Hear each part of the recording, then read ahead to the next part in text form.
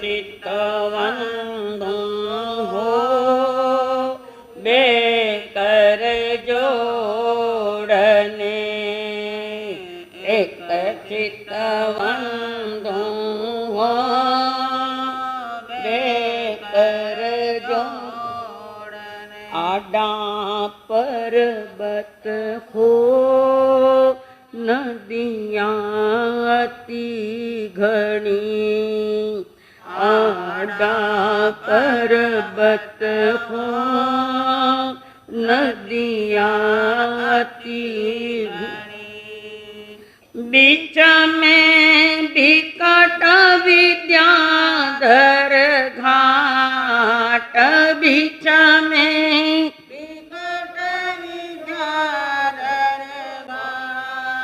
कईण भव माए हो आयस को इन भव माए हो आयस को ले सुनित उठा परोना भले उठ परोना एक चितवंदो हो बेकर जोड़ने एक चितवंदो हो बेकर जोड़ने कागद लिख साहो प्रभु जी ने प्रेम सो बोलो कागद लिख साहो प्रभु जी प्रेम सो विनंती वंदना बारंबार विनंती बार करुणा सागर हो कृपा कीजिए करुणा सागर हो कृपा मारी विनतड़ी उर्धार मारी विनतड़ी उर्धार एक चितवंदो हो बेकर जोड़ने एक चितवंदो हो बेकर जोड़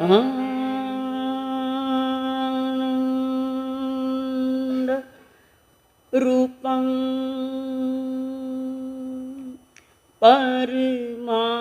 परमात्म तत्वं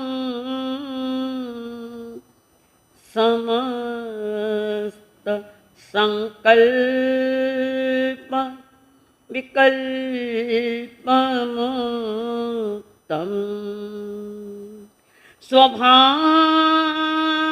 स्वभावलीना निवसन्ति नित्यं जानाति योगिना स्वयमेव तत्त्वं जानाति योगिना स्वयमेव तत्त्वं धन्य है आज की ये घड़ी आगम आवाज कानों पड़ी बोलो धन्य है आज की ये घड़ी आगम आवाज कानों पड़ी। कैसे कर्म चले कैसे बंध टले, इच्छा कर्म चले बंध कैसे टले, इच्छा सुनने की आगे बढ़ी। मेटे भव भव के सारे भरम, तो ही ठहरेगा चित्त में धर्म।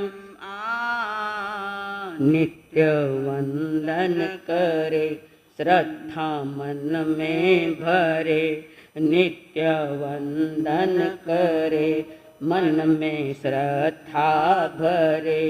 होवे हल्के हमारे करम, ऐ सतगुरु तेरी शरण। मिट जाए जन्म और मरण, बहु दुख सहे कितने कर्म गहे, बहु दुख सहे कितने कर्म गहे। अब तो सत्य पे चले चरण, ऐ सतगुरु तेरी शरण। पंच परमेष्टि को प्रणाम। प्रणाम करूं परमात्मा स्वरूप सतगुरुदेव, संयमी जीवन के सहयोगी साथी मंडल, जो मेरे जीवन के आधार बने हुए अनंत अनंत उपकारी आदरणीय अम्मा जी महाराज, जिन्होंने करुणा भरे हृदय से और मेरे हित में जो काम किया कि हमारी उंगली पकड़कर सतगुरुओं के चरणों में जिन्होंने हमें पेश किया वे अनंत अनंत उपकारी मेरे संसारी स्वर्गस्थ पिताजी एवं स्वर्गस्थ माता जी। कर्म सिद्धांत को सुनने के लिए आए हुए देवानुप्रियो, आप सभी के भीतर में विराजमान भगवान आत्मा को मेरा प्रणाम है। जिनेश्वर देव की ये जिनवाणी जब इस धरती पर बरसी, जिसको हम देशना कहते हैं, धुआंधार वाणी बरसे, और वो है दिव्य ध्वनि। अष्ट प्रत्याहार में कहता है दिव्य ध्वनि, गड़गड़ाहट करके वाणी आती है। 6 राग जिसमें 6 रागणियां हैं, जबरदस्त पुण्य का खजाना है उनके पास। उस 6 राग और 36 रागणियों में ये जो देशना निकलती है वो भव्य जीवों के कल्याण के हेतु है। भव्य जीवों के प्रति अत्यंत करुणा जिन्होंने बहाई है पूर्व भव में 2 भव पहले, और सभी जीवों के कल्याण की कामना कर सभी को अनंत सुख मिले, ये जो भावना उन्होंने भाई थी, उसमें वो तीर्थंकर गोत्र बंधा है। उस जिनवाणी में अधिकतर जोर प्रभु ने कर्म सिद्धांत पर दिया है। ये जिन धर्म ही एक ऐसा है कि जो कर्म सिद्धांत को इतनी गहराई से बात करता है, जितनी गहराई जिनवाणी के माध्यम से आई, अन्य दर्शन में इतनी नहीं है वो, और वो स्वीकार भी कर रहे हैं। कर्म सिद्धांत समझे बिना जीवन में धर्म का जन्म नहीं होता है। कर्म सिद्धांत ही तो बताता है क्या सही है और क्या गलत है, किस क्रिया से कौन सी कर्म बंधन है, और मैं 4 गति का चक्कर काट रहा हूं, ये जानने के जनाने की सारी चेष्टा तीर्थंकर देव कर रहे हैं। अंतिम तीर्थंकर श्रमण भगवान महावीर ने जीवन की सांध्य वेला में उत्तराधन सूत्र पावापुरी में सुनाया था। और एक ध्यान रखना, मैंने पहले भी कहा, उत्तराध्ययन कोई अलग सी वाणी नहीं थी, ये 12वां जो दृष्टिवाद है उसका संकलन है, इसलिए हम कह सकते हैं कि अंतिम वाणी है वो। बाकी अभी तो वर्तमान में 11 अंग है और दृष्टिवाद भी है, कारण उत्तराध्ययन है, दशवैकालिक है, नंदिक है, अणुयोग द्वार, ये दृष्टिवाद का ही अंग है सारा। यह मूल वाणियां है परमात्मा। और उस देशना में प्रभु ने फरमाया, हे देवानु प्रियो, किसको प्रिय हो आप? शब्द कितना भारी है। हे देवानु, देवताओं को प्रिय हो आप। मनुष्य को देवता प्रिय, देवता को मनुष्य प्रिय है। देवता ने गलती नहीं की, मनुष्य ने गलती कर ली है। वो 4 प्रकार के देवी देवताओं के पीछे लगा हुआ है और देवता सोचते ये जन्म हमें मिले है। बार बार भावना बात, उन्हें पता है मैं मनुष्य भवी छोड़ के आया, यहां आकर मैं पुण्य खत्म कर रहा हूं। धन्य है वो मनुष्य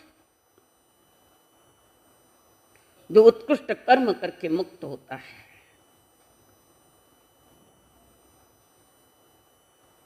पहले देवलोक के इंद्र और उनकी पटरानियां, इंद्रों की, जब उसका आयुष्य पूरा होता है, देवी का जब आयुष्य पूरा होता है तो वो मनुष्य लोक में आती है। आयुष्य पूरा होने के पहले इंद्र उनके गुणगान करता है, धन्य है तुम्हारा जीवन, धन्य है तुम्हारी साधना, और धन्य है कि आप हमारे पहले मोक्ष जाओगे। इंद्र स्वयं इंद्राणी के लिए, कारण वो इंद्राणी यहां जन्म लेके उसी भोग में मोक्ष जाने वाली है। इंद्र को तो अभी देवलोक का आयु भोगना है पूरा।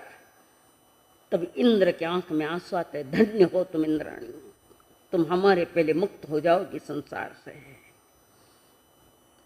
एक देव और देवी के बीच का वार्तालाप है, उन्हें भी फील हो रहा है, इंद्र को फील हो रहा है कि मेरे पहले मोक्ष चले जाएंगे। थाने कभी फील हुए, कभी विचार आवे, आएंगे कैसे? संस्कार ऐसे विचित्र एक साथ पड़े और देवता के आंख में आंसू होते हैं, धन्य है तुम्हारा जीवन इंद्राणी को। और वे कहते हैं तुम देवताओं को प्रिय, हे देवानु प्रिय, उत्कृष्ट भाषा, रिस्पेक्ट आदरयुक्त भाषा है। भाषा बिगड़ी कि व्यवहार बिगड़ गया, बस समझ लेना। उच्च कोटि की भाषा हो हमारी। पहले तो गाली देना ही नहीं, गाली देते ऊंची बोली में दीजो। राजस्थान की जोधपुर की भाषा है, आपस में झगड़ा तो थे मर्जोसा, ये भाषा है उनकी जोधपुर की। पशु को भी अरे तुरे नहीं, गाय हो सांड हो, उनको जो लड्डू और कोई जो कुछ चारा खिलाते हैं, वहां भी ऊंची बोली उनकी। हमारे घर में ही ऊंची बोली नहीं, यहाँ पशुओं के प्रति ऊंची। देवता कहते हैं देवानु प्रियो, आपको तुम देवताओं को प्रिय हो। तो पूछा तुम देवताओं को प्रिय क्यों हो? हम कैसे प्रिय देवता? इंद्र कहता है दुर्लभ मानव देखने, दुर्लभ जिन्नु शासन, दुर्लभ देव गुरु मने, दुर्लभ महावीर नु शासन। मानव नो जन्म मळ्यो, महावीर नो धर्म मळ्यो, मानव नो जन्म मळ्यो, महावीर नो धर्म मळ्यो। आओ अवसर नहीं आवे परिवार, आओ अवसर नहीं आवे परिवार। इंद्र कह रहे मानव नो जन्म मळ्यो, महावीर नो धर्म मळ्यो, संतो नो संग मळ्यो, जिनवर नो धर्म मळ्यो। आओ अवसर नहीं आवे परिवार, दोबारा नहीं है। अवसर हाथ से गया तो फजीती। इस बात को कहते हुए भगवान महावीर ने कहा ए गया देव लयसु नर एसु ए गया असुर कायम अहा कम में हिम गच्छे। कभी देवलोक में गया, कभी असुर बना, कभी तिरंच बना, कभी नरक बना, कभी कुछ बना। धन्य है वो मानव जन्म, जन्म से धन्य नहीं। धन्य तब होता है कि उसके साथ अगले भी साथ बोल हो जो बतायक है। और लास्ट में श्रद्धा और संयम। कर्म मुक्ति का अधिकारी संसार में एकमात्र कर्म भूमि का मनुष्य, और कोई नहीं, किसी कोई अवसर नहीं। देवता भी सीधे मोक्ष नहीं जा सकते, यहाँ आना पड़ेगा। सबसे बड़ी लॉटरी है मनुष्य जन्म की, सबसे बड़ी लॉटरी लगी है। लॉटरी तो लग गई, और जिस दुकान से टिकट लिया है वहां गए नहीं धन लेने के लिए, तो तुम्हारा लॉटरी लगना न लगना बराबर ही है। लॉटरी तो लग गई, जिस दुकान से वो टिकट खरीदा है, संदेशा मिल गया आपकी लॉटरी लगी है 5 लाख की, आलस बस गया नहीं, गए वे तुम्हारी कोई, तुम ही लॉटरी वाले हो और है ही कोई। मनुष्य जन्म की लॉटरी लगने के बाद भी अगर समझ नहीं कि देव गुरु धर्म के पास आत्मधन लेने के लिए जाऊं, समझ पैदा नहीं हो रही है।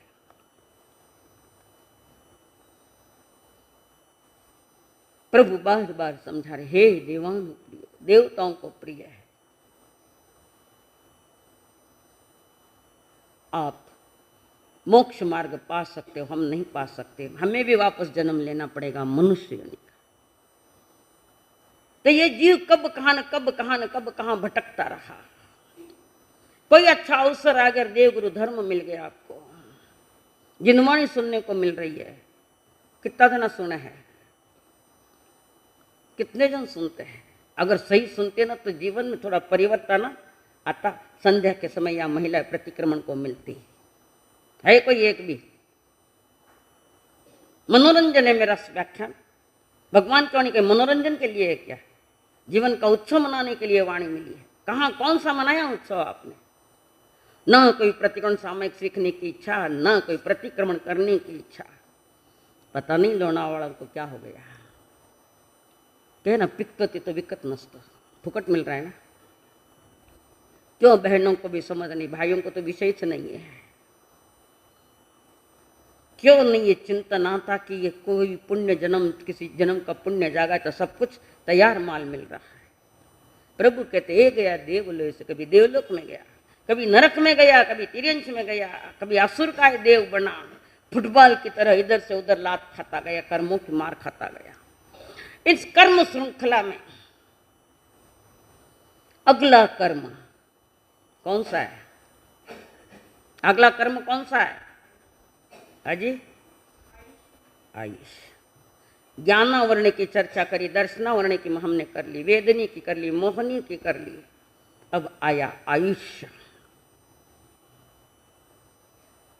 ये आयुष्य कर्म है। इस आयुष्य कर्म को जेल की उपमा दी है। अपराधी जिसको जेल में डाला जाता है, इसको जेल की उपमा दी है। कितनी जेलें हैं? जेल कितने हैं जहां अपराधी अपना अपराध भुगता है, सजा भुगता है? मालूम है कितनी जेल है? कल्पना जी, जेल कितनी है? भूल गए? 24 जेल है। दंडक, जहां जीव को दंड मिलता, सजा मिलती, ये जेल है 24। मनुष्य जन्म राजकीय जेल है, जहां सारी सुविधाएं मिलती है। राजकीय जेल है ये, सब सुविधा। पर सुविधा इतनी ज्यादा मिल गई कि जीवन दुविधा में बन गया, दुविधा में चला जा रहा है मनुष्य जन्म। इस संसार में कोई आदमी 100 बरस जीता है, कोई 125 बरस भी जीता है, कोई 50 बरस भी जीता है, कोई 25 बरस भी जीता है, और हो सकता है कोई जन्म से भी मर जाता है।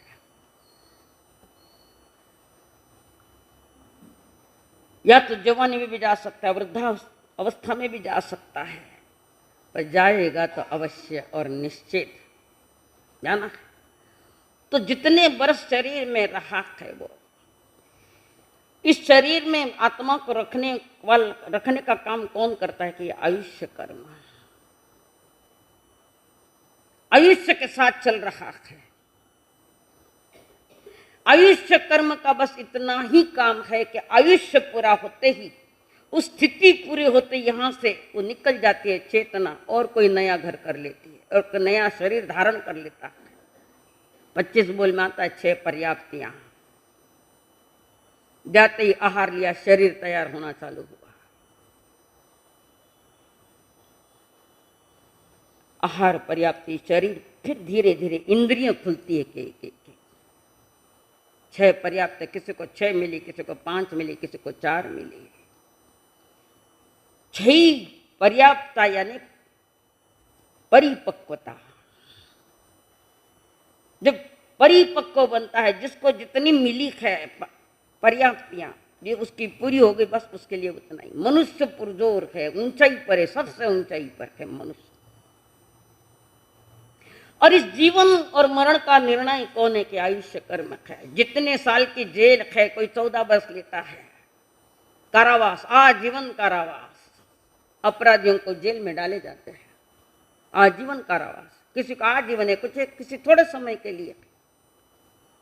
इस जीव को भी ये कारावास है, जेल है, सुख दुख भोग रहा है।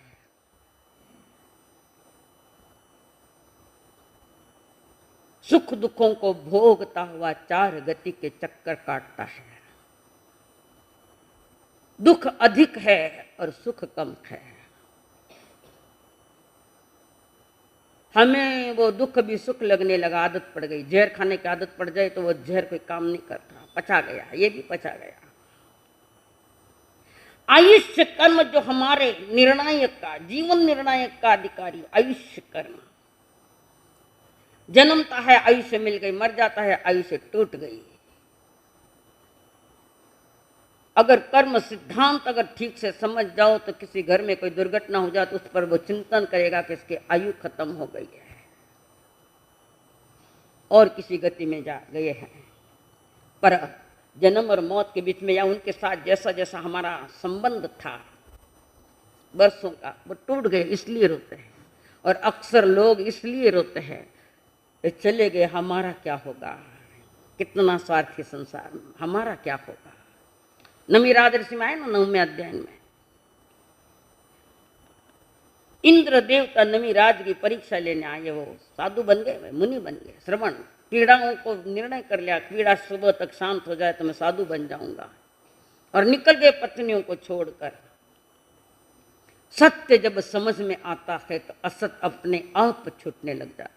अभी सत्य समझ में भी नहीं आया और सुनने में आया तो ठीक से सुनने में नहीं आया है।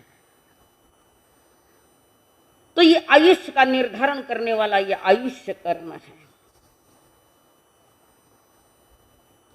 तो 4 प्रकार की गतियां हैं, नरक, तिरिंच, मनुष्य और देव। इन 4 गति संसार में घूम रहा है। संसार आने का जहां आवागमन चल रहा है, 4 गति का संसार, 4 गति का है, 4 प्रकार का संसार है। 4 सिद्ध संसार नहीं, वो सिद्ध मुक्त है। तो इसमें जो एक पहला जो है, कौन सी पहली आयु? नरक आयु।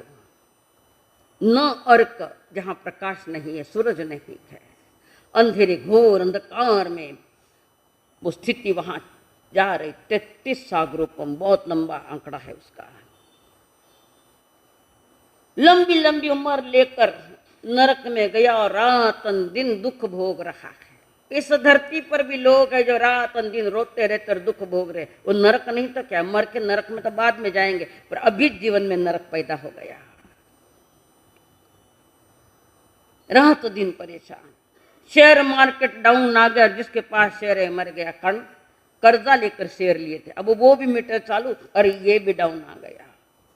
कोई आर्थिक दृष्टि से रोता है, कोई परिवार को लेकर रोता है। रात दिन इंसान रोता रहता है। और अभी वो भी नहीं देखना है तो बॉम्बे के हॉस्पिटल में जाओ, कैसे लोग, रोगी लोग चिल्लाते रोते हैं। वहां नरक है, वो नरक है, ऐसा ही नरक है। आंखों से देख और स्वयं को सुधार लो बस।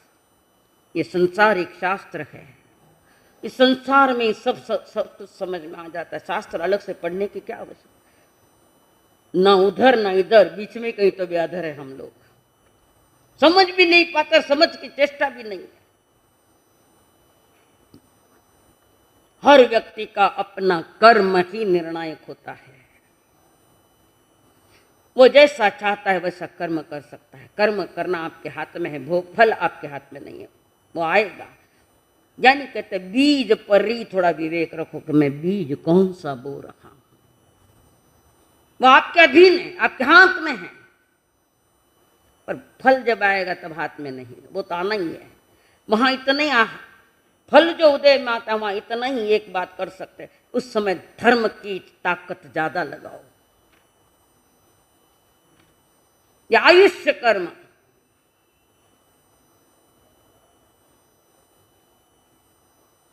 जितना लेकर आए एक सांस भी ज्यादा नहीं ले सकता। कई बार होता है भाई ये तो अकस्मात मर गया, अकस्मात कुछ नहीं होता है, सब नियत है, नियत, अकस्मात कुछ नहीं। कई बार होता है भाई तो सोहन था एक्सीडेंट में मर गयो, घटना होती, निमित्त है, बाहर के भी कोई निमित्त है। तो जितनी सांसें लेकर वो आया है उतनी सांसें वो पूरी करना है, और बीच में ही मर गया तो फिर कैसा होता है, क्या होता है, सांसें कहाँ गई? कि आदमी जब तनाव में भी होता है तो जल्दी सांस लेता है, विज्ञान है। योगी महायोगी की सांसें 1 मिनट में 3 चलती है, 3 इंच। हमारी पता नहीं कितनी चलती है, टेंशन में पता ही नहीं, कभी देखा ही नहीं कि कितनी सांसें जा रही। हाँ पता है आदमी, और सांसें जो 1 घंटे में पूरी होनी थी या इतनी उम्र में पूरी होनी, तो समय के पहले पूरी हो जाती। इतना भयानक टेंशन में इंसान है, और टेंशन को दूर करने के लिए यहाँ समाधान मिलता है धर्म स्थान में, और हम इससे वंचित हो गए। जहां जीवन की कुछ सूर्योदय होने की तैयारियां, आंखें बंद करके बैठा हुआ है, बैठे रहो। सही रास्ते का और गलत रास्ते का ज्ञान यहां मिलता है, जिनवाणी में मिलता है, पर हमें वो समझ में ही नहीं आता है। ठाणांग सूत्र में आया है कि 7 कारणों से आयुष्य टूटती है, टूटती ने जल्दी सांसें ले लेता है। 7 कारण है उसके। आहारे वेणा पराघाते, अज्यवसाणान निमित्ते आहारे वेणा पराघाते, फासे आणु पाणी सत्य विहम जिज्जऊ आयु। 7 कारणों से आयुष्य टूटती है। टूटती हो तो जल्दी सांसें पूरी कर लेता है। देखो बीमार आदमी ज्यादा है तो हांफता है, सांस लेता है जल्दी जल्दी। कोई तनाव में है तो वही करता है, कोई एक्सीडेंट में अंतिम सांसें लेने की तरह फटाफट सांसें खाली कर देता है। जितनी सांसें उतनी निकलनी है, पर समय के पहले निकल जाती हो, तनाव में, रोगी में, भोगी में। योगी 1 मिनट में 3 श्वास लेता है, ज्यादा नहीं। इसलिए अतीत में जो योगी हुए उनकी उम्र 700 बरस, 800 बरस, 1000 बरस। वो हमारे हाथ में है कि लंबी उम्र की कैसे करना है, सांसों पर टिका है। तो वे फरमाए है कि कोई मौत आकस्मिक तो नहीं है। आहारे अति आहार, ज्यादा आहार कर लिया तो आयुष्य घटती है, सांसें ले रहा है ज्यादा ज्यादा। देखो कोई ब्याह में जाओ और भरपूर जिम क्या वो, और चालता भी नहीं आवे। घरे आने कहे भाई मन थोड़ी देर सोनो है, आराम करना है, थक गयो क्या, वो पाचन शक्ति कमजोर पड़ गई, पचा नहीं पा रहा था, हाँफता है। अधिक आहार भी मौत का कारण है। दूसरा जो है वेदनाएं, वेदना में आदमी तड़पड़ता है, उसमें भी आयुष्य टूटती, कम हो जाती है। आगे है पर शस्त्र से भी घात होता है, कोई गोलियां मार दे, कोई कुछ कर दे, कोई, उसमें भी आयुष्य घटते का जे वो सांस है वो जल्दी जल्दी निकल रही है। अशुभ परिणाम तीव्र है, उसमें भी आयुष्य कम होती है। अध्यवसाण, अध्यवसाण यानी हमारे अध्यवसान परिणाम, हमारे भीतर के परिणाम क्या है, अति क्लिष्ट तनाव भरे है परिणाम, तो आयुष्य कम कर रहा है। सांस से जल्दी लेता हुआ फांसी लेता है, वहां भी आयुष्य टूटता है, जल्दी जल्दी सांस से निकल जाती है। आणु पाणे, वही उसका ये कार्य है। ज्ञानी जन कहते हैं 7 कारणों से आयुष्य टूट सकती है, और टूटी भी है। निमित्त कोई भी हो सकता है बाहर का, जल्दी सांसें लेकर खत्म। कोरोना काल में क्या हुआ, बाजू में किसी की मौत देखकर इतना डर गया कि सांसें जल्दी जल्दी चलने लगी। फिर ना वेंटिलेटर काम कर रहा है, उसके स्वयं के श्वास है ही नहीं, वो तो ऊपर की है, ना ऑक्सीजन काम आता है। इतना टेंशन में गया, मुझे कोरोना हो गया, और डिस्चार्ज की तैयारियां है, कोरोना क्लियर होगा, डिस्चार्ज की तैयारियां। और ऐसे में आजू बाजू में मौत देखी और इतना तनाव में आ गया कि खुद ने हाथों से मौत बुला ली है। मुझे भी हुआ था कोरोना, पर मुझे ये पता था तनाव में जाना नहीं। हम सबको हुआ था कोरोना, अच्छा मजा लेकर आ गए। हमने टेंशन नहीं लिया, आइए ना, जाएगी। अपने अपने शांत रहो तो हॉस्पिटल में आराम से जिसका एक मर्यादित भोजन और सात्विक भोजन करना और बस स्वाध्याय करना, एक ही चिंतन, हुआ होगा कोरोना, आया है तो जाएगा। जो लोग जल्दी बाहर नहीं निकलते, मैं तो चौथे दिन ही तैयार हो गई कि मानसिकता सकारात्मक थी। आदमी जब डर जाता है तो मौत को बुलावा दे रहा है। तो कर्म विज्ञान भी कहता आयु दो प्रकार के, एक अनपवर्तनीय जो बीच में टूटती नहीं, खत्म होती नहीं, बीच में पूरी सांसें लेंगे। वो जो अनपवर्तनीय जो आयु है वो मनुष्य, कर्म भूमि के मनुष्य को नहीं है, नतिरेंज को है। देवता, नारकी, युगलिया, तीर्थंकर, चक्रवर्ती, चरम शरीर यानी उसी भूमि में मोक्ष जाने वाली आत्माएं, उनकी आयु नहीं टूटती। अपने समय के साथ वे आगे आगे धर्म करते हुए अपनी उसी भूमि में ये मोक्ष चले जाते हैं। ये अनपवर्तनीय जो बीच में टूटती नहीं है, और दूसरी है अनपवर्तनीय, इस 7 कारणों में कोई कारण बन के आयुष्य खत्म हो जाती है। वो है मनुष्य, कर्म भूमि का मनुष्य, वो है तिर्यंश, उनके नसीब में है ये, बाकी तो इनको कुछ नहीं, अपने आयु पूरी करेंगे। नार की बार बार सोच रही कब आयुष्य पूरा, तड़पते इस दुख से बाहर आ जाऊं, पर समय के पहले छुट्टी नहीं है, बड़ा अपराधी है वो, जेल पूरी भुगतनी पड़ेगी, 33 सागर की। तो ये जो नरक गति है, जहां कोई प्रकाश नहीं है, कोई रोशनी नहीं, अंधेरे में कहीं कीचड़ है, कहीं धूमें है, भयानक धूमें है, कहीं कुछ और कहीं कुछ, रात दिन दुख भोग रहा है नारकी जीवन। तो नरक का कीड़ा नरक में कैसे जैसे दुख भोग रहा है, ऊपर देवताओं को भी मार पड़ता है, 3 नरक तक। तो श्रेणिक महाराजा भी नरक है, और आने वाले भावी चक्रवर्ती, भावी तीर्थंकर, वे भी नीचे ही है, नाम नहीं लो, समझ लेना, पर उनको देवता कुछ नहीं करते हैं। वे जो देवता है परमाधमिदम, परम अधम काम करने वाले, वो सबको छलते हैं। पता लग गया कि चरम शरीर तीर्थंकर की आत्मा, इनको कुछ नहीं करते, पर नरक की 10 प्रकार की वेदना है तो उनको भुगतनी पड़ेगी। परमाधामी देव कुछ नहीं करते, कारण वो भी नमन करते वहां पर कि तुम भावी तीर्थंकर हो, तो उनको नहीं कुछ, शस्त्र अस्त्र से कोई परेशानी नहीं करते। बाकी तो 10 जो क्षेत्र वेदना है 10 प्रकार की, वो तो भोगना ही पड़ेगा। अब ये बात सही है कि नरक में जाने के बाद बहुत दुख भोगना पड़ता है। आज भी यही नरक है, देख वो नहीं ध्यान में बैठे, कुण कियो न कुण देखो, अनंत बार देख के आ गया, याद को नहीं, वह बात अलग चीज है सर। आज भी जीव, कई जीव झोपड़ पट्टी में रहने वाले क्या है, नरक नहीं तो क्या है। जिस घर में परिवार ही परिवार कोरोना में आ गया, वो नरक नहीं तो क्या है, वो दुख भोग रहे हैं, भयंकर भयभीत हो चुके हैं। बीमारियों में एक ही लक्ष्य रहना, पॉजिटिव थिंकिंग रखो, शांत रहो, और हो सके तो नवकार मंत्र का जाप करो शांति से। मुझे कोरोना हुआ ही नहीं ऐसा समझ के तो बाहर आ सकते हैं, कोरोना से आ सकते हैं, आइए है कई जीव जिसके हम साक्षी है स्वयं। तो ये नरक गति में जीव को क्यों जाना पड़ा, क्या कारण है कि जीव को नरक में जाना पड़ा?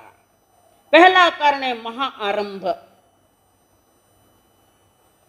आरंभ यानी जहां जीव हिंसा ज्यादा हो रही है, जिसके हाथ से प्राणियों की हिंसा भयानक हो रही है, तीव्र क्रूर परिणाम है, अत्यंत क्रूर, करुणा नाम की चीज नहीं।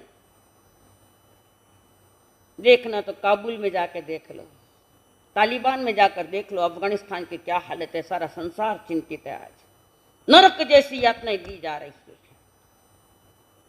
ये क्रूरता क्यों है? आहार बिगड़ा हुआ है उन लोगों का, इसलिए भीतर में करुणा नहीं है, क्रूरता से भरा है।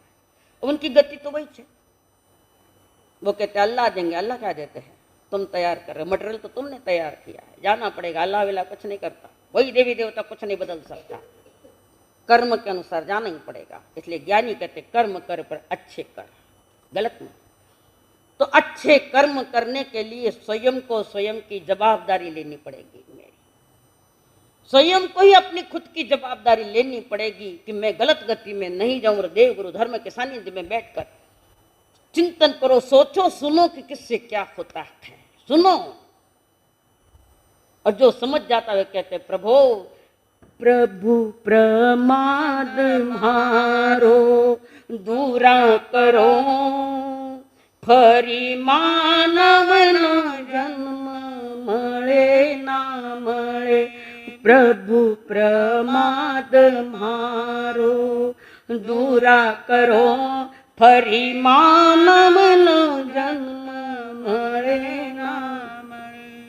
मन पापी ने पार उतारो हवे, फरी मानव न जन्म मळे ना मळे। मन पापी ने पार उतारो हवे, फरी मानव न जन्म मळे ना मळे। नरक गति मां काळे अनंतो गयो, परमाधामी नो मार असह्य सयो। समझ आ रही है? समझ आ रही क्या? थोड़ी अक्कल ठिकाने रखो, सुनो। नरक गति मां काळे अनंतो गयो, परमाधामी नो मार असंख्य सयो। अर्ज करूं छूं हाथ जोड़ीने तने, नरक गति में जन्म हवे ना मळे। प्रभु प्रमाद मारो दूरा करो, फरी मानव नो जन्म मळे ना मळे। प्रमाद यानी बेपरवाही, बेजवाबदार, स्वयं के प्रति बेजवाबदार, लापरवाही, केयरलेस, ये गति है। बता रहे परमाधामी नो मार असंख्य सयो। आज कौन सा नहीं मारने वाले हैं? तुम मारने वाले बैठे। अधिक धनवान है, क्रूर है, तो सज्जन को भी मारने में टेर नहीं करता। क्रूरता से भरा हमारा जीवन आज है। जहरीला है जीवन, जहरीला कषायों के कारण जहर पैदा हो रहा है। और ये कषाय कहाँ ले जाएंगे? पहला है देखो, महाआरंभ, तीव्र क्रूर परिणाम, विचार नहीं करता सामने का बिल्कुल ही विचार नहीं। तो कालू कसाई है ना, 500 पाड़े मारता है, तो क्रूर परिणाम और मजा ले रहा है। यहाँ मजा है, आगे सजा है, तैयार, मर के नरक में गया ये कालू कसाई। और कितना दुर्भाग्य कि इसका जन्म पुण्या के श्राव के पेट से आया है। ये पुण्या का बेटा है कालू कसाई। तो क्रूर परिणाम यानी महाआरंभ सारंभ कर रहा है। नरक महाआरंभ है। ब्रह्मदत्त चक्रवर्ती का क्या हुआ? 7वां खंड जीतने के लिए गया है। 2 चक्रवर्ती नरक में गए हैं, 2 आसक्तियों के कारण। अति आसक्ति और अति परिग्रह, अति परिग्रह भी नरक का कारण है। आवश्यकता से आगे जब चीज बढ़ जाती है तो परिग्रह का रूप लेता है। वो ग्रहण है जीव को। एक आवश्यकता पूरी हो जाती है पर आपकी इच्छा पूरी होनी नहीं है। प्रति समय पता नहीं कितनी कितनी इच्छाओं को लेकर बैठा, कितनी कितनी तृष्णाएं लेकर बैठा। आदमी का जीवन बर्बाद, ये जन्म बर्बाद होता जा रहा है। कब बनोगे आबाद? कब बर्बादी में जीवन पूरा करना है।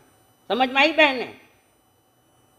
व्याख्यान घर अपना प्रतिबंध कौन करे? माता मणा करा बारिश आई, बहाना घना है। आदमी कहने बहाना घना है। अपना बचाव करता, पर याद रखना बहाने के आधार पर अगर बचाव करने का प्रयत्न किया तो 4 गति का चक्कर पुनः तैयार है। और वो ब्रह्मदत्त चक्रवर्ती लंबी कहानी अभी नहीं बताऊं, है उसकी भी कहानी, कैसे नरक गति का बख्शिश पाया है। बड़े बड़े पैमाने पे महाभोज करता, कितने प्रकार के आइटम लेकर बैठा है भोजन के लिए। रसनेंद्रिय जीत नहीं पाता, और हर चीज के प्रति आसक्ति, जितनी आसक्ति ज्यादा है, बड़ी चीज नहीं है पर आसक्ति ज्यादा है। रात दिन सोचता है मुझे वो चीज मिले, मुझे वो चीज मिले। चीज मिलेगी या नहीं मिलेगी, पर नरक का टिकट आ रहा है, नरक गति का, नीचे गति का महाआरंभ, महापरिग्रह। जहां उमा स्वाति जी कहते तत्वार्थ सूत्र में, इच्छा परिग्रह, तो इच्छा ही आसक्ति ही परिग्रह का रूप लेता है। मनुष्य को वस्तु नहीं बांधती, मनुष्य को उसकी तृष्णा और इच्छा और आसक्तियां बांध रही है, पदार्थ नहीं बांधती। अगर वस्तुएं बांधते तो भरत महाराजा महलों से बाहर आते ही नहीं और मोक्ष जाते ही नहीं। उनके पास तो जितना धन है उतनी तो राख भी नहीं हमारे पास तो। वो महलों से बाहर आ गए, राज दरबार से बाहर आ गए, हम नहीं आ पाए, हम और अंदर जा रहे हैं। महापरिग्रह, अति मूर्छा भाव, अति आसक्तियां, इच्छाएं तृष्णाएं बहुत है, पूरी होने के तुम्हारे हाथ में थोड़ी पुण्य उदय होवे तो। और कभी पुण्योदय में अधिक धन मिल जाता है, सारी सुविधाएं मिली, पर जीवन दुविधा में चला गया। बड़े बड़े महलों के घर में जो कहते कि लोग बहुत खुश है महलों में रहकर, वहां पास में जाकर देखो तो पता चलता है कि हकीकत क्या है। साधन में सुख नहीं, साधना में सुख है, याद रखना। ये साधना, मनुष्य जन्म साधना के लिए मिला है, और हम विराधना करते जा रहे हैं। जहां महाभोज, बड़े बड़े भोज, शादियों में, जहाजों में शादियां, वो क्या बोलते हैं अलग, उसको कोई बड़ी होती है सारी। और जैनी, शर्म की बात है, जल में जहां कितने जीवों का घमासान होगा, पैसा मिला है ना, चोरी सा माल पूरा करा ना, चोरी सा माल कट जावे मोरी में, ये ऐसा गलत काम। बड़े बड़े घरों में, बंगलों में, जितना लगभग सब नहीं, जितना पाप पलता है उतना गरीब की झोपड़ी में नहीं पलता है। पैसा आया कि नशीली चीजें चालू हो गई, खाओ गुटके, पियो दारू, खाओ मांस मटन। जैनी खाते, जैनी भी, शर्म की बात है ये भी, कि जैनी का आहार तो कितना शुद्ध होना चाहिए था, कितना सात्विक होना चाहिए। क्या खाता है क्या नहीं खाता उसको तो मालूम। जा खाता, नरक का खाता खुल रहा है, नरक का। महापरिग्रह, अत्यंत मूर्छा भाव, अत्यंत आसक्ति, अति संचय भी करता है। ग्रंथ में एक नाम तो आता है उसका, मम्मण सेठ। हने कटे याद है, मारा सा बोल के जावे थे ना, भूलता जाओ, मैं कहता जाऊं थे भूलता जाओ ना। कोई काम करना जिंदगी में, समझने की चेष्टा रखो कि मेरा क्या होगा तो कुछ नहीं, अच्छे हैं तो कुछ नहीं होगा, डर किस बात का, क्या बात। बंगले के प्रति बहुत इच्छा तृष्णा भयंकर, फिर स्वजनों से कुछ कर्जा लेता है, बैंक में भी कुछ कर्जा लेता है, खुद का 1-2 लाख होगा, मारो बंगलो। किसका है बंगला? बंगला किसका है सर? बैंक का है। कर्ज वाले वे मांगने आते तक देवा देवा, और नहीं तैयारी देने की, तैयारी नहीं देने की सुविधा नहीं तो हाथ ऊपर कर देवे, बेइज्जत, इज्जत ही चली जाती है। बैंक वाले उस पर ये लेके आते हैं, सील कर देते उसको। बाजार में तो चिल्ला रहा था, मेरा बंगला, मेरा बंगला, मेरा बंगला। बंगले ने कभी नहीं चिल्लाया कि मालिक मेरा है, कब चिल्लाता? ये जो आसक्तियां हैं, ये महापरिग्रह का कारण है। नरक का पहला कारण महाआरंभ। उस महाआरंभ जैनियों ने फर्टिलाइजर की दुकानें खोली, ये थे कीटकनाशक औषधि मिलती, मूर्ख तरस जीवों की हिंसा सारी। बोले हम नहीं करते, पर कौन? तुम करते तो नहीं हो, पर अनुमोदन तुम बेच रहे तो ग्राहक से खेती वाला आएगा तो आएगा। जैनी, जैनी के धंधे तो वो होते हैं जिसमें आरम सारम नहीं है ज्यादा। पहले बताया, जैसे कपड़े का है, जैसे किरानिया है, जैसे सोने चांदी की है, या वाजबी ब्याज वाले, ये धंधे जैनियों के धंधा। जैनियों ने एक धंधा नहीं छोड़ा, उसको तो फक्त पैसा पैसा। हाय धन थोड़ो ने दिन उग्यो मोड़ो, ये कथा जैनियों की कर्म कथा है। कितना बदनाम हो रहा है जिन शासन। चंद ही लोग होते हैं लगभग इसमें, पर सारा जिन शासन इसमें बदनाम हो रहा है। मम्मन सेठ जो राजगृह का निवासी है,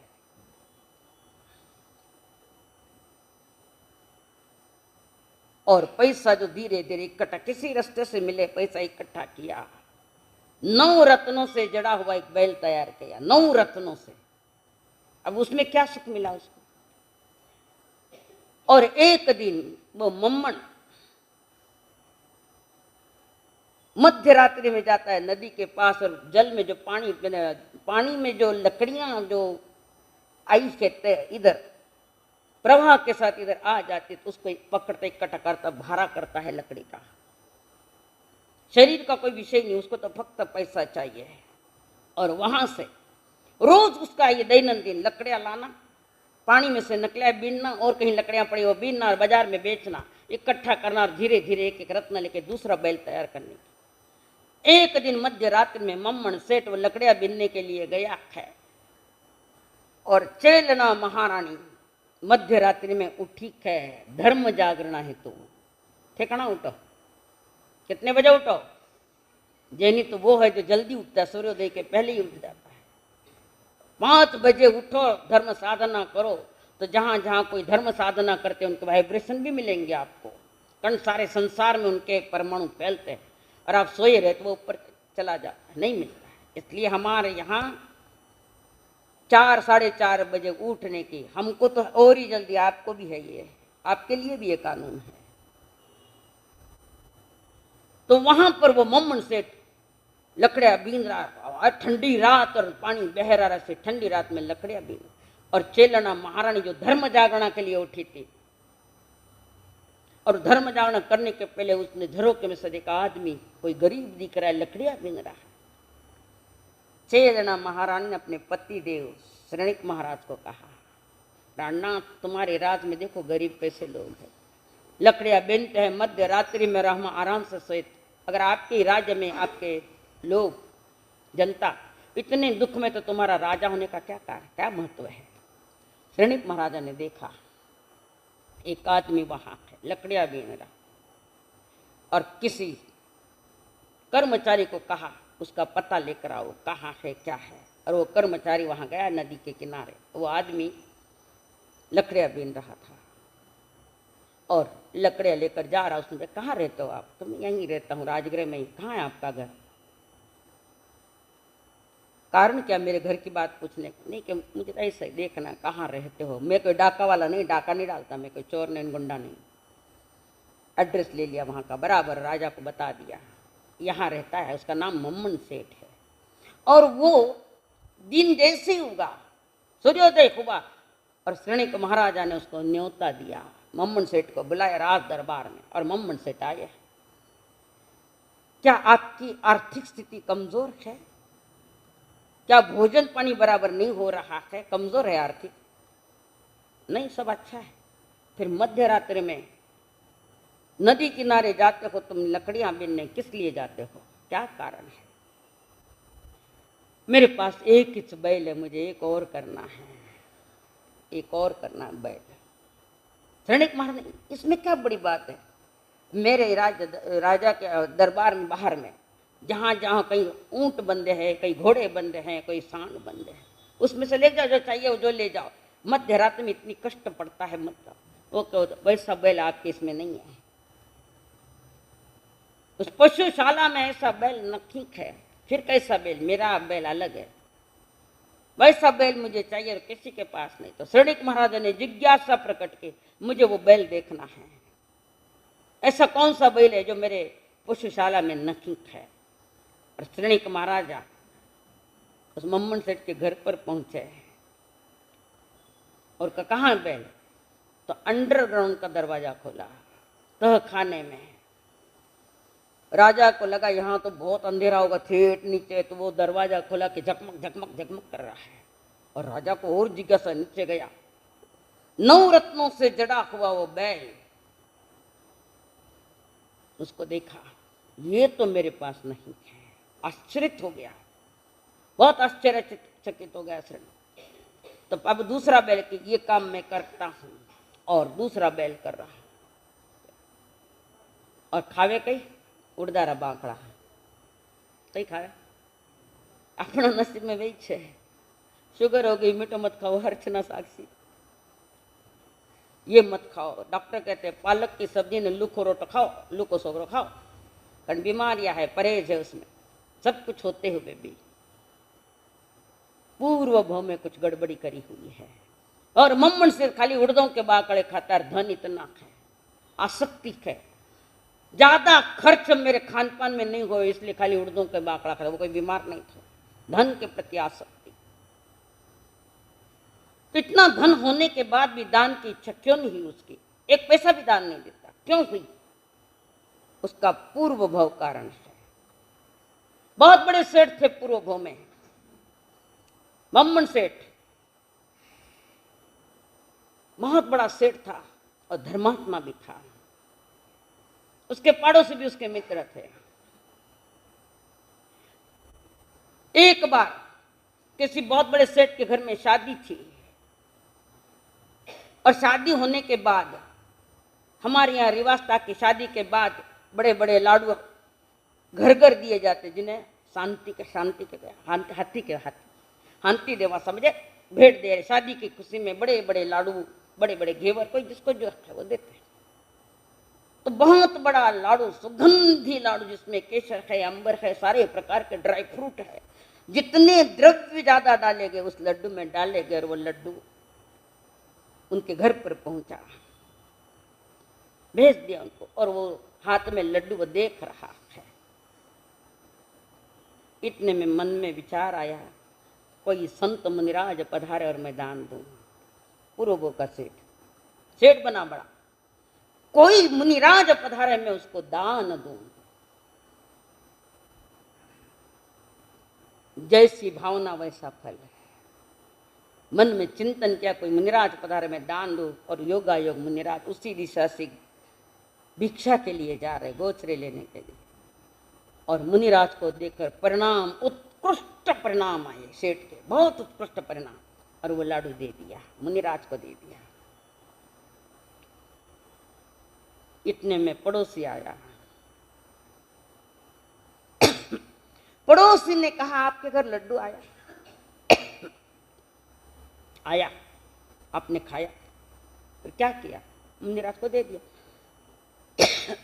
पड़ोसी कहता, मूर्ख, ऐसा स्वादिष्ट लड्डू जिंदगी में पहली बार आया है।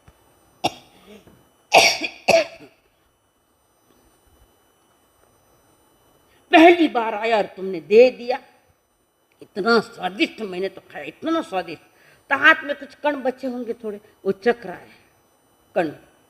मूर्ख पड़ोसी के नादी लग गया, और उसके कहने से वो कण खाए और पश्चाताप करने लगा। हे भगवान, महाराज को भी आज आना था क्या?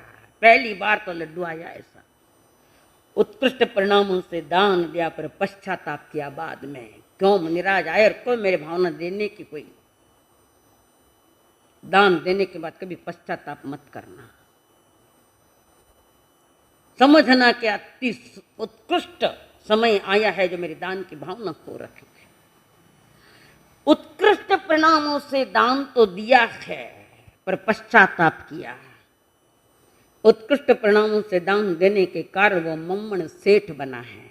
दान दिया, उत्कृष्ट परिणामों के कारण जो दान दिया, तो इतना धन वैभव है, खूब धन वैभव उसके पास, राजगिरी के पास भी किसके पास नहीं, शालीभद्र छोड़े तो। पश्चाताप करने के कारण उड़दा का बाकड़ा खाने पड़े है। उड़दा का बाकड़ा परिणामों से, उत्कृष्ट परिणामों से दान दिया तो धनवान बन गया, पर पश्चाताप करने का कारण वो धन अपने सुख के लिए काम ही नहीं आ रहा, ना किसी के देने के लिए काम आ रहा, उड़दा के बाकड़े खाता है। दान देकर पश्चाताप किया है। ये आसक्ति जो धन पर है मम्मण सेठ की, जो आसक्ति उस धन पर है वो नरक गति तैयार कर रहा है। नरक गति, महान आसक्ति, अति अटैचमेंट, चीजें यहीं रह जाएगी, जाने वाला चला जाएगा। जिसके प्रति आसक्तियां की वो रह गई यहां। सबसे बड़ा ये पाप है, परिग्रह वो बुत्तो, सब परिग्रह पाप है, नरक का कारण है। तीसरा कारण है नरक में जाने का, देवी देवताओं के नाम पर बलि चढ़ाना। पैसे देकर जैनी भी कराते हैं। महामूर्ख वो जैनी नहीं है, बिल्कुल जैनी नहीं है। देवी देवताओं के ऊपर किसी को पैसे देकर बलि चढ़ा, ऐसा ही कोई मूर्ख मिलेगा कि वहां बलि देखा जब मुर्गे की, तेरी कामना पूरी हो जाएगी। औरों को मारकर किसी की कामनाएं पूरी होती है क्या? जैनी है ऐसे। अब दया के पात्र है, बाकी याद रखना, दया का पात्र सिर को भिखारी होता है। तुम भिखारियों के औलादे नहीं हो, तुम महावीर जी का औलाद हो। जहां महापुरुषों ने जन्म लेकर अपना कल्याण किया, उस स्थिति पर आए, उस स्थान पर आए। पहले बताया था, दुर्लभ मानव देखने, दुर्लभ वीरनु शासन, दुर्लभ देव गुरु ने, दुर्लभ धर्म अनुशासन। मानव नो जन्म मळ्यो, महावीर नो धर्म मळ्यो, मानव नो जन्म मळ्यो, महावीर नो धर्म मळ्यो। आवो अवसर नहीं आवे परिवार, आओ अवसर नहीं आवे परिवार। नाव कहां पर डूबी इसका मुझे गम नहीं था, नाव कहां पर डूबी इसका मुझे गम नहीं था, पर वो जहां पर डूबी वहां पानी बहुत कम था। समझ गए? किनारे आकर डूबते जा रहे, ठेठ किनारे, अंतिम किनारा है ये मनुष्य जन्म, जहां जीव मुक्त हो सकता है। किनारे पर आए, बिल्कुल पानी कम है, पर आसक्ति का ये जल बहुत बड़ा है, महापरिग्रह, महाआरंभ, और इसमें नाम डूब गए। पानी तो थोड़ा था पर नाव डूब गई, मनुष्य जन्म की नाम डूब गई। डुबई किसने? खुद ने। अज्ञान दशा में लापरवाही, बेपरवाही स्वयं के प्रति। ज्ञानी कहते गति बिगाड़ रहा है, वो गति अगली भिखारी जैसी है, वो नरक गति है। पंचेंद्रिय वध, तीसरा देवी देवताओं के नाम पर बलि चढ़ाना, क्रूरतावश निर्दोष जीवों की हत्या करना।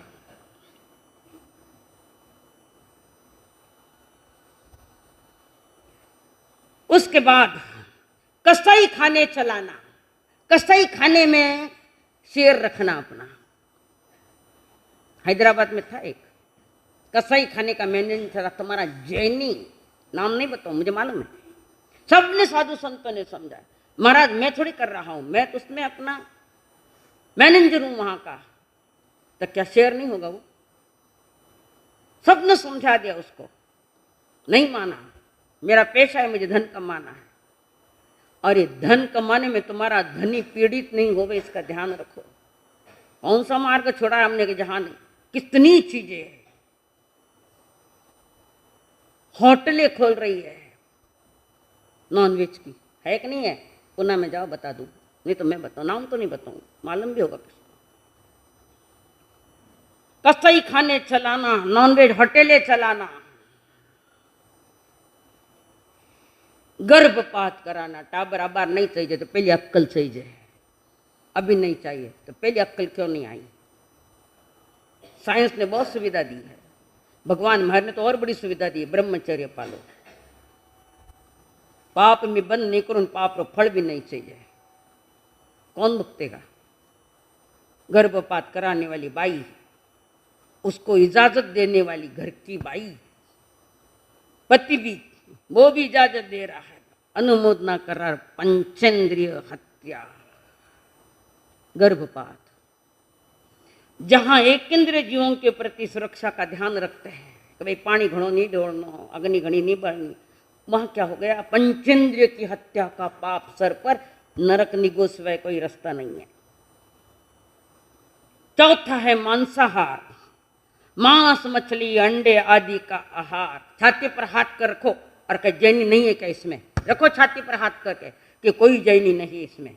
यहाँ कितनी तुम्हारा हिंदुस्तान मांसाहार करने संवत्सरी के दिन मेरे पास आया है, मैं कह सॉरी पूरा त्याग करता हूँ, मेरे साथ बात करना तो मेरे साथ बात नहीं करना।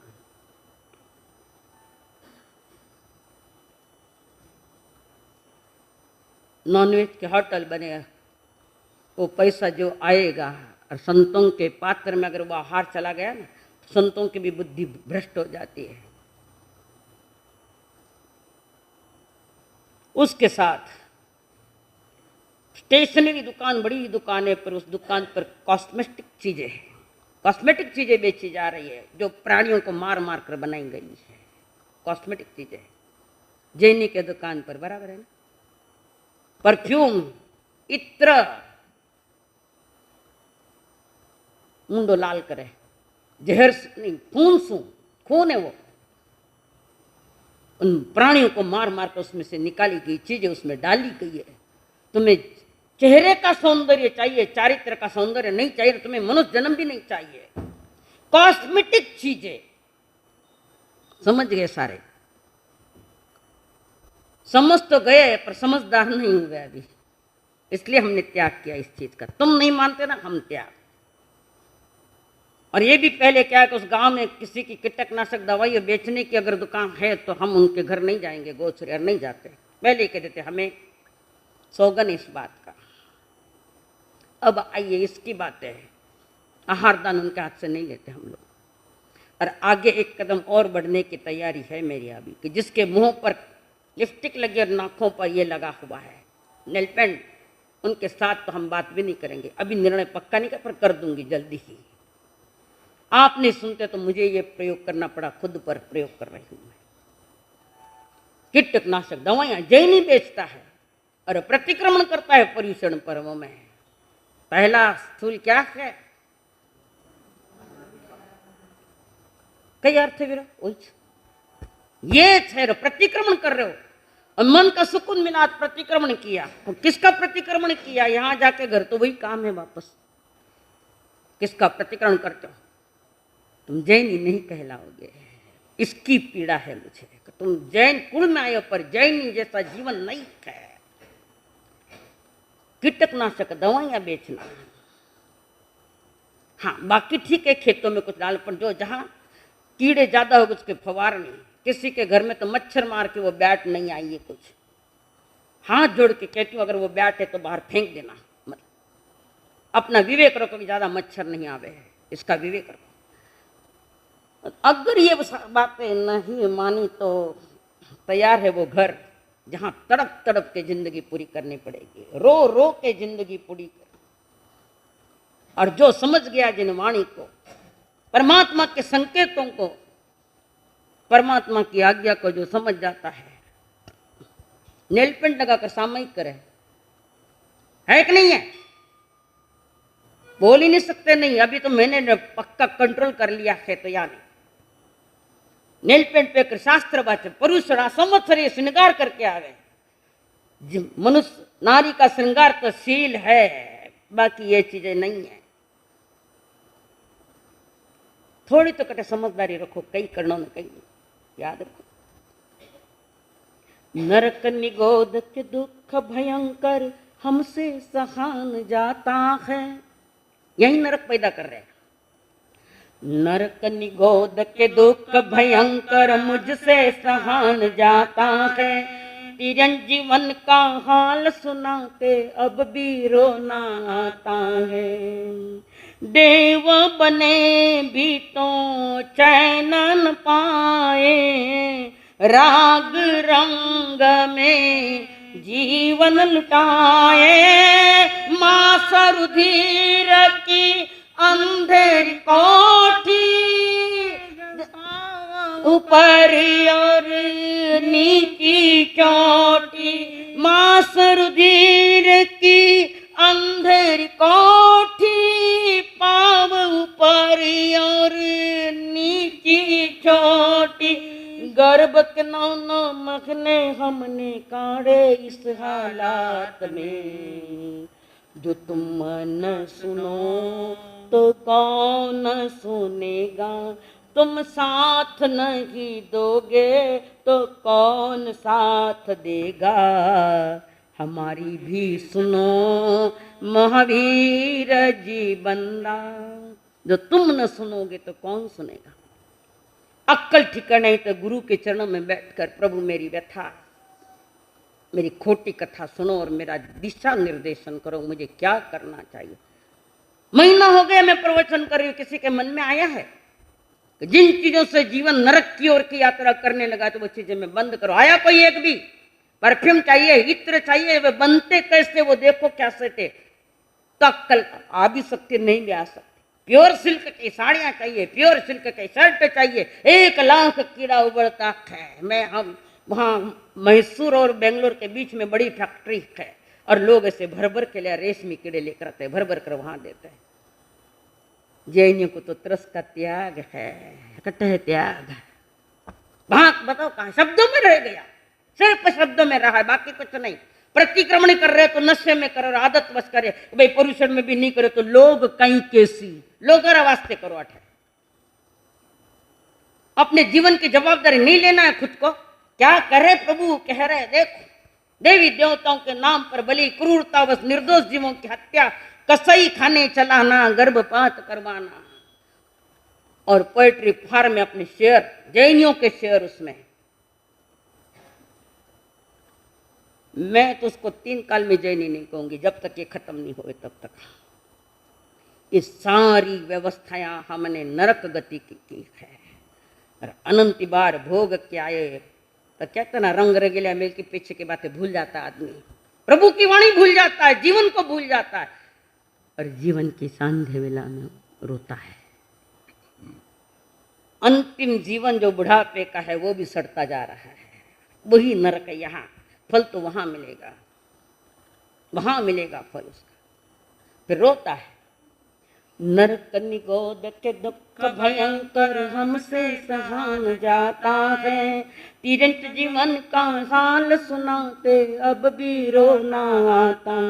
देव बने भी तो चैन न पाए, राग रंग में जीवन लुटाए, मास रुधिर की अंधेरी कोठी, पाँव पर और नीची चोटी, पाँव पर और नीची चोटी, गर्भ के 9 महीने हमने काटे इस हालात में। हमारी भी सुनो महावीर जी स्वामी। कहीं तो भी भीतर में पश्चाताप होवे कि मैं क्या कर रहा हूं, किसके लिए आया था, क्या कर रहा हूं। कहीं तो गर्भ में ते उल्टे ऐसे नीचे हाथ जोड़ के, प्रभु मुझे जल्दी बाहर निकाल, मैं तुम्हारी उम्र तुम्हारी सेवा करूंगा, यानी आपकी आज्ञा का पालन करूंगा। प्रभु मुझे बाहर निकाल दो एक बार। समय पूरा और बाहर आया, अच्छे घर में, बड़े घर में आया, भूल गया प्रभु को। वो और कोई नहीं, तुम हो वो। बड़े घर में आया, भूल गया कि गर्भ के 9 महीने मैंने कैसे जीवन जियागा, जहां स्वतंत्र सांस नहीं, स्वतंत्र भोजन नहीं। वो माँ का भोजन करता है, अशुचियों का। कई बार होता है कि बच्चा जन्मा पर उसकी वो आहार की जो है उसमें अशुचि चली गई, नहीं होता ऐसा। सलामत समझो, कर्म अच्छा था, यहां आ गए, बुरे कर्म मत करो। जहां जीवों की हिंसा होती है वैसे धंधे मत करो। ऐसे तो चटनी रोटी खाना, आटे का शीरा खा लेना, पर बादाम के शीरे के लिए ऐसा पाप करोगे तो आगे तो मार की तैयार है। परमात्मा महावीर कहते हैं नरक गति का बंध के कारण 4 है। पहला है एक महाआरंभ, दूसरा है महापरिग्रह, तीसरा है पंचेंद्रिय का वध और चौथा है मांसाहार। लोग हमें रास्ते में पूछते, हमारे साथ आना जैनी थी तो मांस खावे, मांस ही महंगो हो गयो, अपने मुंह में मार के लो, ऐसा होता है। बहुत पीड़ा होती वे लोग जब बोलते, वो लोग खाने लगे तो हमको मिलेगा, महंगा हो गया हमको नहीं मिलता। इस पर चिंतन करो। मैं कोई जबरदस्ती नहीं करती, पर चिंतन करो, और चिंतन की वेला यही मनुष्य जन्म है। प्रभु बार बार कह रहे, संकल्प हो हमारा इंसान हम बनेंगे, संकल्प हो हमारा इंसान हम बनेंगे। इंसान बन गए तो भगवान भी बनेंगे। इंसान बन गए तो भगवान भी बनेंगे। हो जैन बौद्ध मुस्लिम, हिंदू हो या ईसाई, हो जैन बौद्ध मुस्लिम, हिंदू हो या ईसाई, आपस में लगते भाई, सबको गले मिलेंगे। आपस में लगते भाई, सबको गले मिलेंगे। संकल्प हो हमारा, इंसान हम बनेंगे। संकल्प हो हमारा, इंसान हम बनेंगे।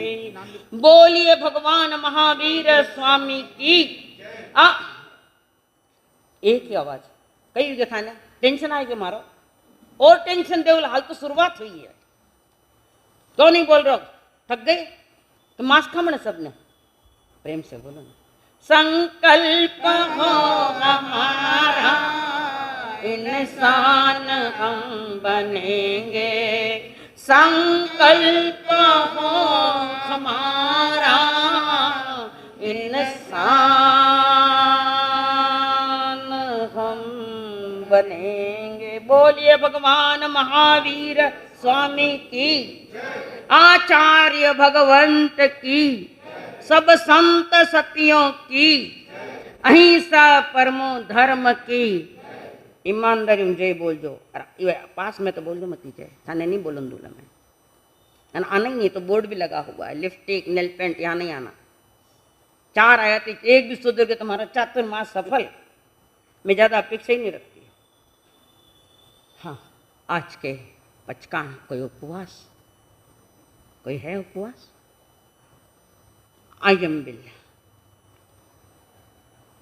चाहता है, चाहता बेटा, ठीक व्यवस्थित चाहता है।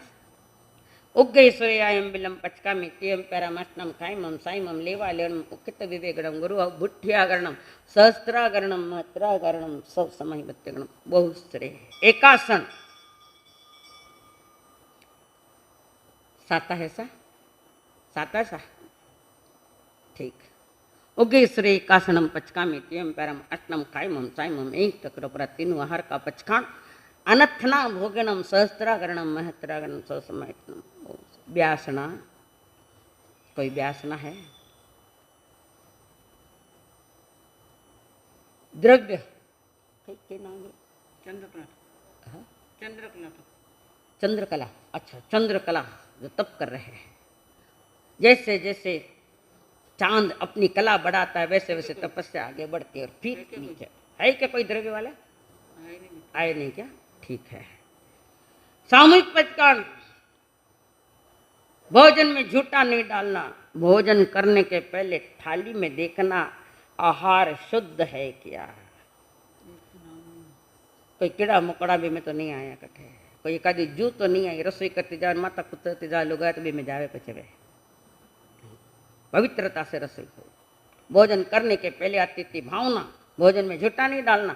और वो भोजन पहले देख लेना ठीक से कि कोई बाल, कहीं बाल भी चला गया पेट में तो उससे भी बीमारी आती है। और ऐसे हुआ है।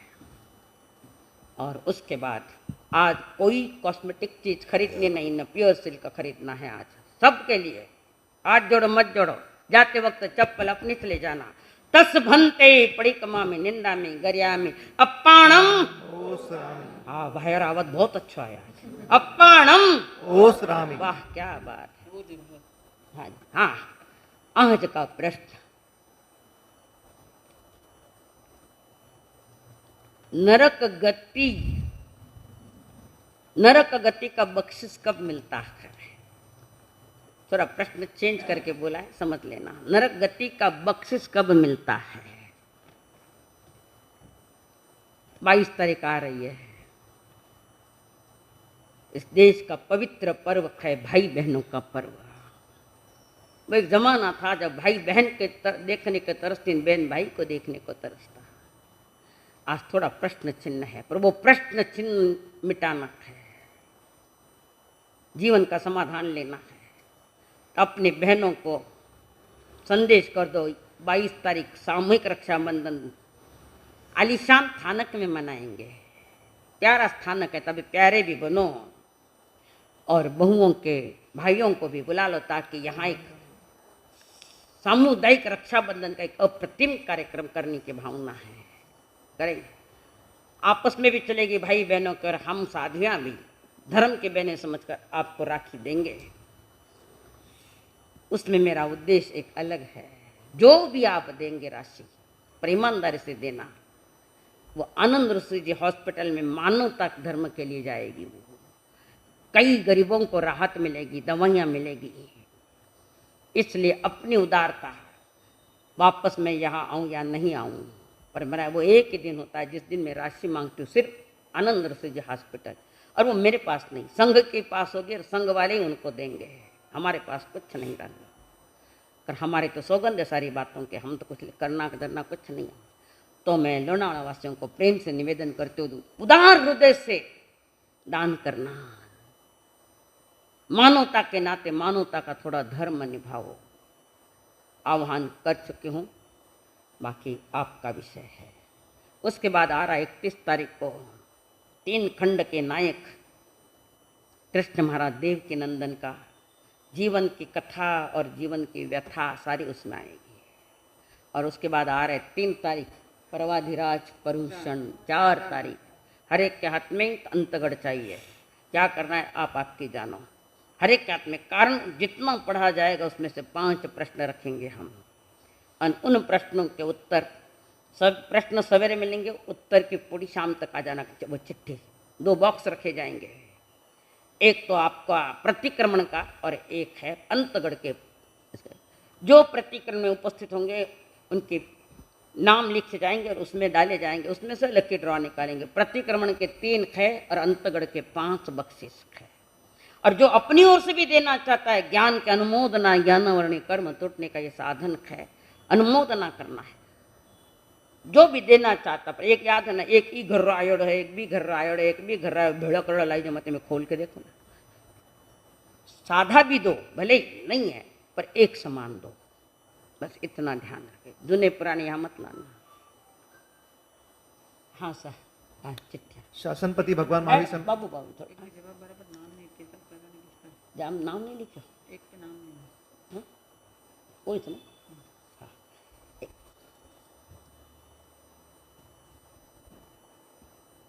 चिट्ठी तो आई पर नाम ही नहीं है कितनी इसमें। चिट्ठी रहेगा? ये लिखा है कौन सी? लेडीज में हो गया तो कोई एक आध मुश्किल में मिले है। प्रभु ने किन 2 धर्मों की बात की? उत्तर आगार धर्म और अणगार धर्म। जवाब बराबर है। जवाब बराबर है, नाम नहीं है, इसलिए एक भी चिट्ठी गलत नहीं है, बाद। सब चिट्ठी अच्छी है। तो मैं अच्छो समझाया ना काले, तो कुछ चिट्ठा गलत नहीं। रोज सुना। कर्नावट जी हटा चिट्ठे काढ़ो। कर्नाटक है ना? अब कर्नाटक कौन है? पर मैं वनिष्ठ आवाज दी, मैं हूं तो आप पधारो। 2 चिट्ठियां निकालो।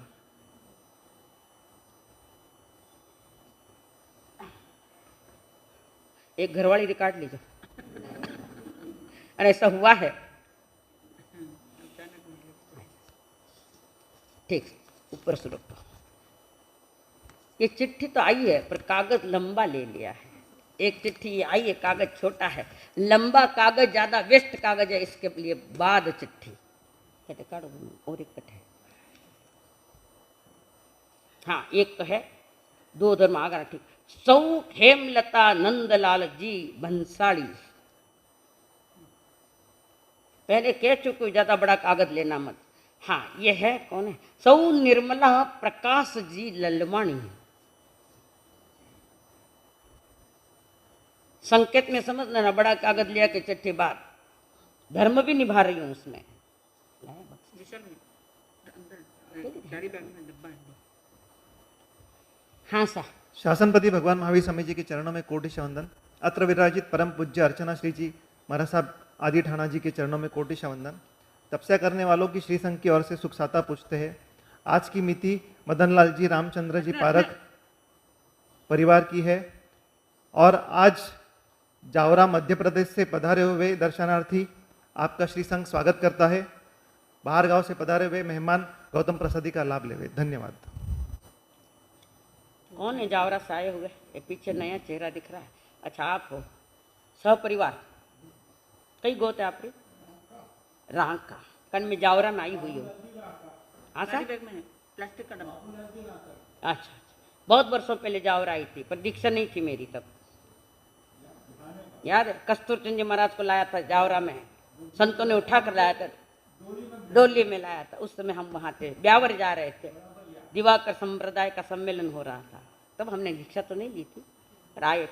धन्यवाद, बहुत बहुत साधुवाद आपके लिए। मंगल पाठ राखी के थाली। कौन किसका पचका रहा है? एक कैरी बैग, सफेद कैरी बैग है। हाँ, कौन सा पचकान है? प्लास्टिक का डब्बा है, सफेद कैरी बैग है। हो गए ना पचकान? नहीं नहीं, राखी की थाली। हाँ? राखी की थाली को सजा के लाना। हाँ, राखी की जो पूजा की थाली है उसका डेकोरेशन भी है। शनिवार को शाम तक। शनिवार को शाम तक यहाँ पहुँचाना। समझ में आई बात?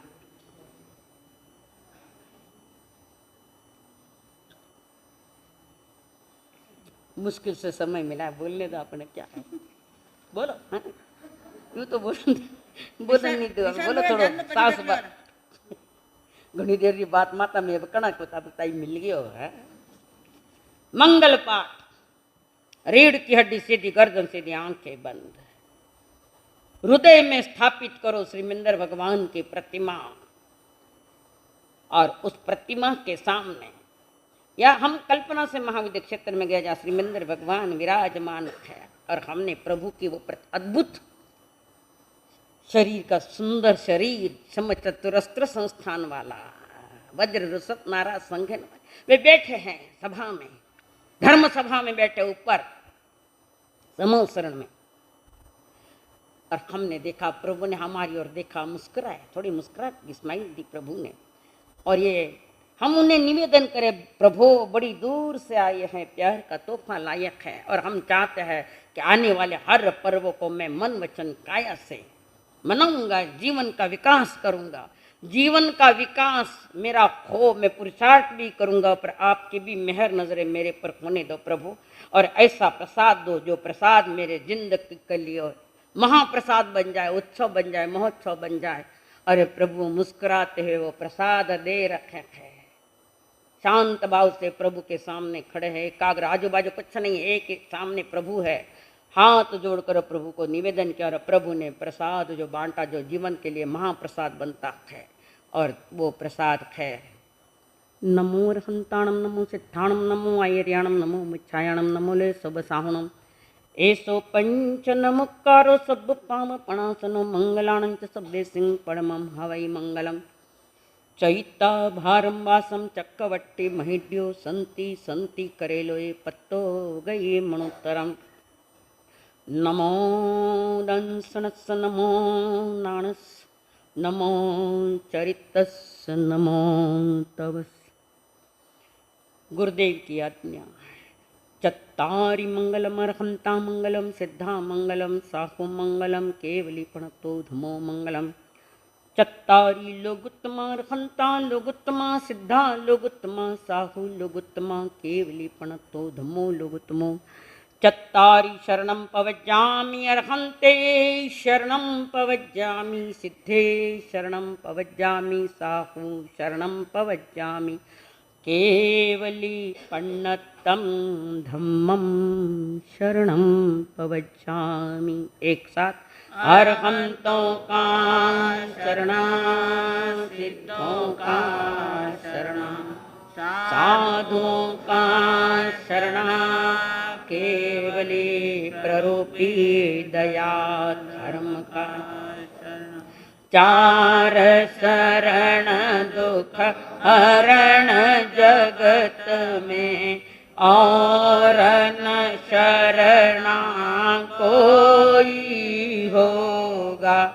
जो भव्य प्राणी करे आराधन, उसका अजर अमर पद होगा, उसका सदा ही मंगल होगा। देवगुरु धर्म को वंदन। या तो वज्रासन में, नहीं बैठ सकते तो सुखासन, बैठ उठ करना नहीं, वज्रासन में बैठो।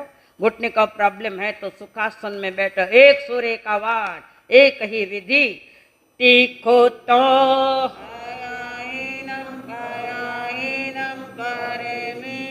वंदामि नमस्सामि सत्कारेमि सम्मानेमि कल्याणं मंगलं देव्यां चेय्यां भजवासामि मते वंदा।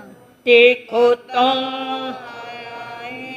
पयायिनं करेमि वंदामि नमस्सामि सत्कारेमि सम्मानेमि कल्याणं मंगलं देव्यां चेय्यां भजवासामि मते वंदा। देखो तो